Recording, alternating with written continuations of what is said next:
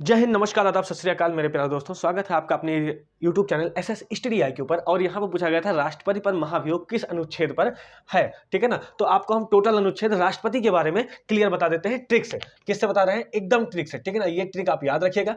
पकानिको का द्वयोदशम। ठीक है, पकानिको का द्वयोदशम। जैसे 52 में राष्ट्रपति के पद के बारे में है। राष्ट्रपति के पद के बारे में है। 53 में का से क्या हो जाएगा? कार्यपालिका का प्रधान होगा। क्या होगा? कार्यपालिका का प्रधान होगा। 54 में नी से यानी निर्वाचन के बारे में बताया गया है कि राष्ट्रपति का निर्वाचन होगा। 55 में उसके कोटा के बारे में बताया गया। कभी कभी क्या होता है, जमानत जब्त हो जाती है, लेकिन कोटा होता है ना, तो कभी कभी जो है जमानत जब्त होने के बाद भी आदमी राष्ट्रपति बन सकता है, लेकिन कोटा से कम वोट पाने पर भी ना राष्ट्रपति नहीं बन सकता है। ठीक है। 56 के बारे में उसके कार्यकाल के बारे में कि कार्यकाल उसका कितना रहेगा, कैसा रहेगा। ठीक है। 57 के बारे में उसका दोबारा निर्वाचन कि राष्ट्रपति जो है वो दोबारा निर्वाचित हो सकता है। ठीक है। 58 में उसके योग्यता के बारे में बताया गया है, योग्यता के बारे में। और 9वां उसकी दशा कैसी होगी। 59वां दा से दशा, उसकी दशा कैसी होगी। ठीक है। 60 पे है शपथ के बारे में। 60 में क्या है? शपथ के बारे में। और 61 में महाभियोग के बारे में बताया गया है। ठीक है ना। पूछा सिर्फ महाभियोग के बारे में था, लेकिन मैंने पूरा बता दिया ताकि आपको अब आगे आने वाले पेपर में अगर कुछ पूछता है राष्ट्रपति से लेकर तो आपको क्लियर याद रहे। तो ये ट्रिक आप याद रखिएगा। नेक्स्ट क्वेश्चन पे चलते हैं साथियों। नेक्स्ट क्वेश्चन था इतिहास के युद्ध के बारे में। इतिहास में जो इंपॉर्टेंट युद्ध है उनके बारे में बता रहे हैं, क्योंकि यहां से क्वेश्चन जरूर फंसते हैं। ठीक है। इतिहास के युद्ध में। ठीक है। ये आप ये मत समझो कि जो है ये 1757 प्लासी का युद्ध और बक्सर का युद्ध, अब पूछना 64 में, ये सब पूछना छोड़ दिया। ठीक है ना। कर्नाटक का युद्ध कैसे याद रखना वो ट्रिक भी आपको बता देते हैं, क्योंकि ये जरूरी है। यहां से क्वेश्चन फंसते हैं। ठीक है। जैसे कर्नाटक का जो पहला युद्ध हुआ था 1746 से 48 के बीच में, कौन सी संधि हुई थी? एला सापेल की संधि। 1749 से 54 के बीच में पौंडीचेरी की संधि हुई थी। और 1758 1763 में पेरिस की संधि हुई थी। इसको याद करने की ट्रिक क्या है कि आप जो है आप लगा दीजिए, है ना, APPP। ठीक है। ऐप बना दीजिए। क्या बना देंगे? ऐप बना देंगे। ठीक है। कैसे हो जाएगा? A फॉर एला सापेल की संधि, P फॉर पौंडीचेरी और P फॉर पेरिस। अब यहाँ जो है ना पौंडीचेरी पेरिस में जैसे बड़का पहले आए, बड़े शब्द लिखा हुआ तो बड़का पहले आए, छोटका बादी में आए, वही हाल रखो, ऐप कर दो। ठीक है ना। कर्नाटक के युद्ध में क्या है? ऐप है। प्रथम अंगल मैसूर युद्ध 1767 से 1769। ठीक है। 1767 से 1769 में यहाँ पे कौन सी संधि हुई थी? मद्रास की संधि हुई थी। सेकंड वाले में 80 से 84 में कौन सी संधि हुई थी? मंगलौर की संधि हुई थी। कौन सी संधि हुई थी? मंगलौर की संधि। और थर्ड वाले में श्रीरंगपट्टनम की संधि हुई थी। श्रीरंगपट्टनम की संधि हुई थी। ठीक है ना। और यहाँ पर संधि नहीं हुई थी, अंग्रेजों ने कब्जा ही कर लिया था चौथे वाले में। ठीक है। तो यहाँ पर क्या होगा? देखो यहाँ पर क्या होगा, इसको याद करने की ट्रिक क्या है? MMS। ठीक है ना। MMS। ठीक है। मद्रास, मैंगलोर और श्रीरंगपट्टनम। मद्रास, मैंगलोर और श्रीरंगपट्टनम। नेक्स्ट क्वेश्चन पे आते हैं। तो ट्रिक से याद करिए और हमेशा याद के लिए रख लीजिए। साथियों नेक्स्ट क्वेश्चन ये था युद्धाभ्यास को लेकर के। तो युद्धाभ्यास जो इंपॉर्टेंट है वो सारे मैं अभी इसी वक्त बता दे रहा हूं, ताकि आपको समस्या ना हो। एक बार एक एक चीज बताने से कोई मतलब नहीं। ठीक है ना। देखिए युद्धाभ्यास में ये आपके जैसे धर्म गार्जियन, ठीक है ना, और जाइमेक्स। ठीक है। ये आपका किससे रहेगा? जापान से। ठीक है। किससे रहेगा? जापान से।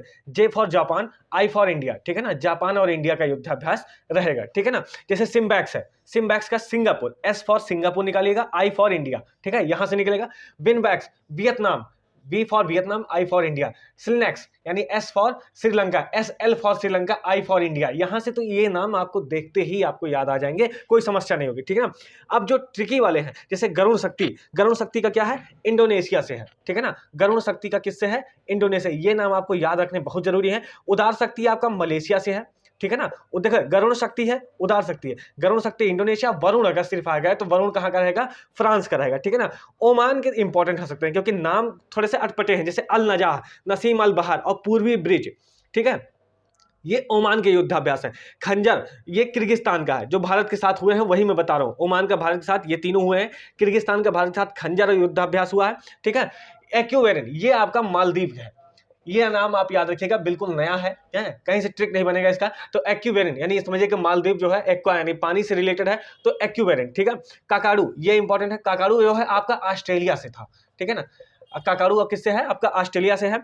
वज्र प्रहार, टाइगर ट्रम्प और 18वां युद्धाभ्यास। देखिए जब कोई नाम नहीं दिया है, देखिए यहाँ पे 18वां युद्धाभ्यास, बस युद्धाभ्यास बोल दिया है, तो आप याद रखिएगा USA वर्सेस इंडिया है। ठीक है ना। USA वर्सेस इंडिया का है। ठीक है। मालाबार युद्धाभ्यास क्वाड देशों का था। क्वाड देशों में 4 देश आते हैं, आपको पता है, एक ऑस्ट्रेलिया, एक अमेरिका और एक इंडिया और फिर एक जापान। ठीक है ना। ये 4 देश इसमें आते हैं। ठीक। मालाबार युद्धाभ्यास किससे हुआ था? क्वाड देशों के बीच हुआ था। नेक्स्ट क्वेश्चन पे आते हैं। साथियों नेक्स्ट क्वेश्चन पे आते हैं। नेक्स्ट क्वेश्चन जो है आपका वो दिया हुआ था कि टोक्यो ओलंपिक कहाँ पे हुआ था, ठीक है। टोक्यो ओलंपिक टोक्यो जापान में हुआ था, ठीक है। ये कौन सा था, ये 32वां था।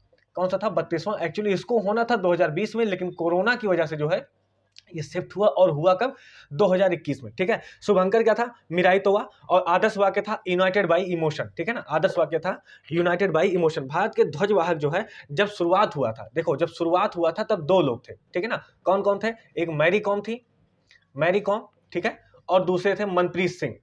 कौन थे, मनप्रीत सिंह, ठीक है ना। दूसरे थे मनप्रीत सिंह। उसके बाद भारत के जब समापन हुआ था तब ध्वजवाहक कौन थे, तब समापन में बजरंग पुनिया।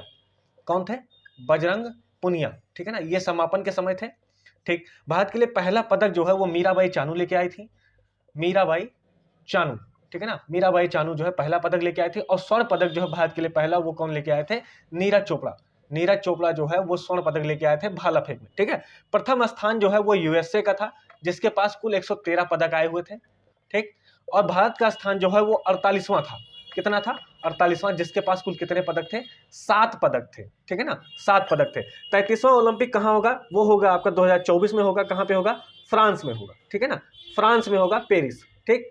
आप याद रखिएगा 33वां ओलंपिक 2024 में, ध्यान रखिएगा, क्योंकि 2021 में इसको कोरोना की वजह से शिफ्ट किया गया, वरना सिर्फ 4 साल का डिफरेंस रखा जाता है, ठीक है। चलिए नेक्स्ट क्वेश्चन पे आते हैं।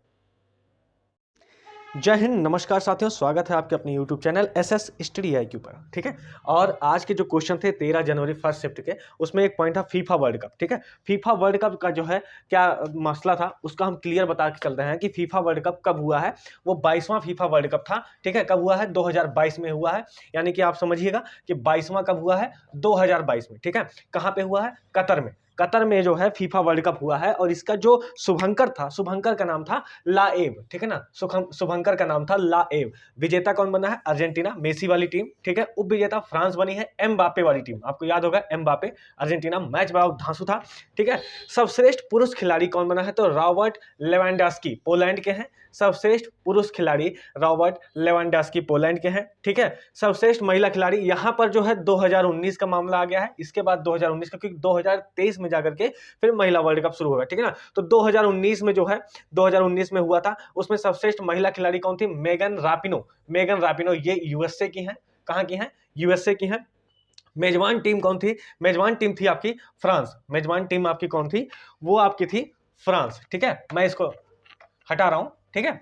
चलिए, मेजबान टीम जो आपकी थी वो थी आपकी फ्रांस, ठीक है। मेजबान टीम आपकी फ्रांस थी, फ्रांस ने मेजबानी किया था। विजेता जो है वो यूएसए हुआ था, विजेता यूएसए हुआ था, ठीक है। और उपविजेता जो था, उपविजेता आपकी नीदरलैंड हुई थी। कौन हुआ था, नीदरलैंड हुआ था। ये 2019 का है, ठीक है ना, महिला वर्ल्ड कप, ठीक। उसके बाद फिर आता है फीफा अंडर 17 महिला विश्व कप 2022 में हुआ था, ठीक है। फीफा अंडर 17 महिला विश्व कप 2022 कहां पे हुआ था, भारत में हुआ था, ठीक है। इसका जो शुभंकर था उसका क्या था, इवा, शुभंकर का नाम इवा था। विजेता कौन हुआ था, स्पेन। उप विजेता आपकी कोलंबिया हुई थी।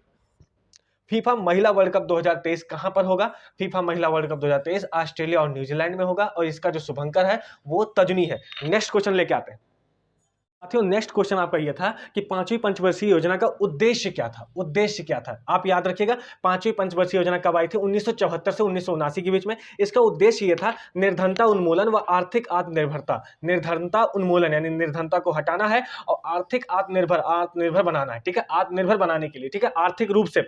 इसका लक्ष्य कितना था, 4.4% था, लेकिन वो लक्ष्य से ज्यादा प्राप्त किया था इसने, 4.8% पाया हुआ था, ठीक है। और इसमें एक नारा दिया गया था, गरीबी हटाओ का नारा। कौन सा नारा दिया गया था, गरीबी हटाओ का नारा। काम के बदले अनाज, यहीं से शुरू किया गया था, ठीक है ना। काम के बदले अनाज जो है इसी पंचवर्षीय योजना से शुरू की गए थे। एक जो इंपॉर्टेंट पॉइंट है ना, वो आप हमेशा याद रखिएगा इसमें, कि ये पंचवर्षीय योजना 5 साल नहीं 4 ही साल चली थी। 1 वर्ष पहले इसे समाप्त कर दिया गया था। याद रखिएगा 1 वर्ष पहले, यानी 1978 में ही इसे समाप्त कर दिया गया था। ये पूछ सकते हैं कि कब समाप्त हुआ था। अगर पूछेगा 5वीं पंचवर्षीय योजना, तो बताइएगा कार्यकाल उसका 1974 से 1979। लेकिन अगर पूछे कि कब समाप्त हो गया, तो 1978 में, क्योंकि उसमें इंदिरा गांधी की सरकार हट चुकी थी, मोरारजी देसाई आ चुके थे, ठीक है, जनता पार्टी की सरकार आ चुकी थी, इसलिए उन्होंने इसे हटा दिया था, ठीक। इसी के साथ साथियों आज का जो फर्स्ट शिफ्ट था 13 जनवरी का, वो समाप्त हो चुका है। चैनल को लाइक से सब्सक्राइब करते रहिए और आगे बढ़ते रहिए, ठीक है ना, और सिलेक्शन लेते रहिए। जय हिंद साथियों।